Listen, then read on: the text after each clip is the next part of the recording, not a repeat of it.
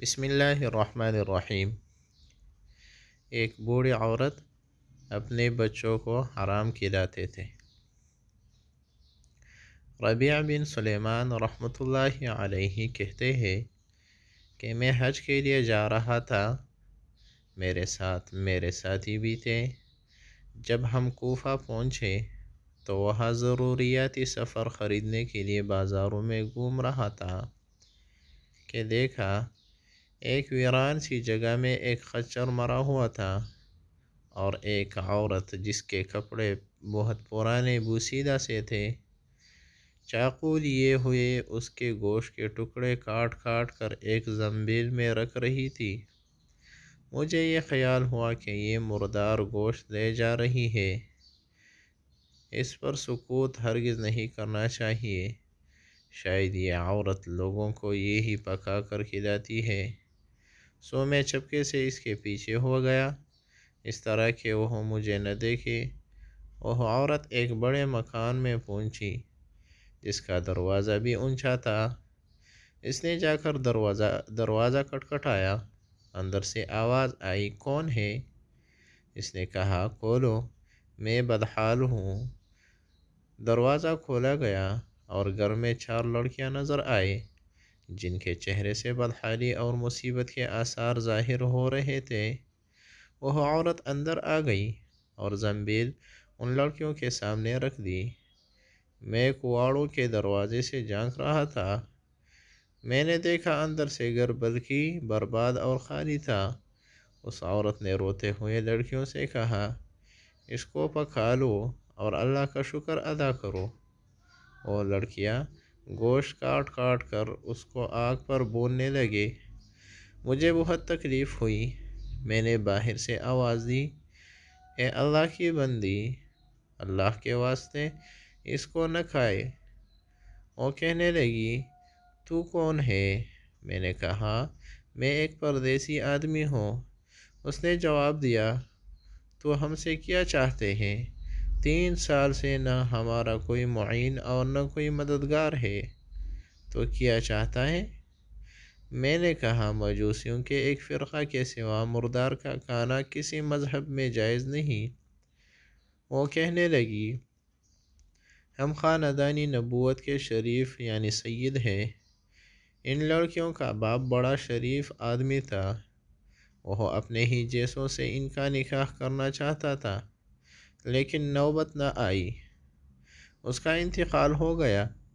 جو طریقہ اس نے چھوڑا تھا وہ سب ختم ہو گیا۔ ہمیں معلوم ہے کہ مردار کھانا جائز نہیں، لیکن اضطرار میں جائز ہوتا ہے۔ ہمارا 4 دن کا فاقہ ہے۔ ربی کہتے ہیں، اس کی حالت سن کر میں بے چین ہو گیا اور اپنے ساتھیوں سے آ کر کہا، میرا تو حج کا ارادہ نہیں رہا۔ سب نے سمجھایا لیکن میں نے کسی کی نہیں سنی۔ میں نے اپنے کپڑے اور احرام کی چادریں اور جو سامان میرے ساتھ تھا وہ سب لیا، اور نقد 600 درہم تھے وہ لیے، اور ان میں سے 100 درہم کا آٹا خریدا اور باقی درہم آٹے میں چھپا کر اس بڑھیا کے گھر پہنچایا، اور یہ سب سامان اور آٹا وغیرہ اس کو دے دیا۔ اس نے شکر ادا کیا اور کہنے لگی، اے ابن سلیمان، اللہ تیرے اگلے پچھلے گناہ معاف کرے اور تجھے حج کا ثواب عطا کرے، اور اپنی جنت میں تجھے جگہ عطا فرمائے اور ایسا بدلہ عطا فرمائے جو تجھے بھی ظاہر ہو جائے۔ ربی کہتے ہیں، حج کا قافلہ روانہ ہو گیا۔ میں ان کے استقبال کے لیے کوفہ ہی رکا رہا تاکہ ان سے اپنے لیے دعا بھی کرواؤں۔ جب حجاج کا ایک قافلہ میری آنکھوں کے سامنے سے گزرا تو مجھے اپنے حج سے محروم رہ جانے پر بہت افسوس ہوا اور رنگ سے میرے آنسو نکل آئے۔ جب میں ان سے ملا تو میں نے کہا، اللہ تعالیٰ تمہارا حج قبول کرے اور تمہارے اخراجات کا تمہیں بدلہ عطا فرمائے۔ ان میں سے ایک نے کہا کہ یہ کیسی دعا ہے؟ میں نے کہا، اس شخص کی دعا جو دروازہ تک کی حاضری سے محروم ہو۔ وہ کہنے لگے، بڑے تعجب کی بات ہے، اب تو اس سے بھی انکار کرتا ہے کہ تو ہمارے ساتھ عرفات کی میدان میں نہیں تھا، تو نے ہمارے ساتھ رمی جمرات نہیں کی، تو نے ہمارے ساتھ طواف نہیں کی۔ میں اپنے دل میں سوچنے لگا، یہ اللہ کا لطف ہے۔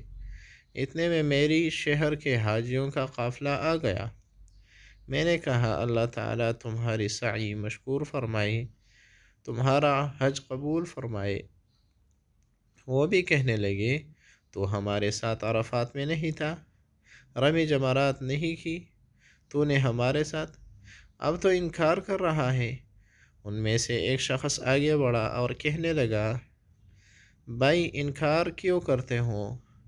تم ہمارے ساتھ مکہ میں نہیں تھے یا مدینہ میں نہیں تھے جب ہم قبر اطہر کی زیارت کر کے باب جبریل سے باہر کو آ رہے تھے؟ اس وقت ازدحام کی کثرت کی وجہ سے تم نے یہ تیلی میرے پاس امانت رکھوائی تھی، جس کے مہر پر لکھا ہوا ہے من عاملنا ربحا، جو ہم سے معاملہ کرتا ہے نفع کماتا ہے۔ اس نے کہا یہ لو اپنی تیلی واپس۔ ربیع رحمۃ اللہ علیہ کہتے ہیں میں نے اس تیلی کو کبھی اس سے پہلے دیکھا بھی نہ تھا۔ اس کو لے کر میں گھر واپس آیا، عشاء کی نماز پڑھی، اپنا وظیفہ پورا کیا، اسی سوچ میں جاگتا رہا کہ آخر یہ قصہ کیا ہے۔ اسی کشمکش میں آنکھ لگ گئی تو میں نے حضور اکرم صلی اللہ علیہ وسلم کی خواب میں زیارت کی۔ حضور اکرم صلی اللہ علیہ وسلم نے تبسم فرماتے ہوئے ارشاد فرمایا اے ربیع، آخر ہم کتنے گواہ اس پر قائم کرے کہ تو نے حج کیا ہے؟ تو مانتا ہی نہیں۔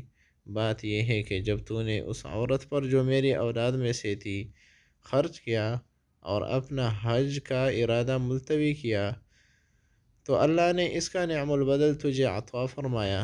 اللہ نے ایک فرشتہ تیری صورت بنا کر اس کو حکم دیا کہ وہ قیامت تک ہر سال تیری طرف سے حج کیا کرے، اور دنیا میں تجھے یہ عوض دیا کہ 600 درہم کے بدلہ 600 دینار یعنی اشرفیہ عطا کیے۔ ربیع رحمۃ اللہ علیہ کہتے ہیں جب میں سو کر اٹھا تو اس تیلی کو کھول کر دیکھا تو اس میں 600 اشرفیہ موجود تھے۔ سبحان اللہ۔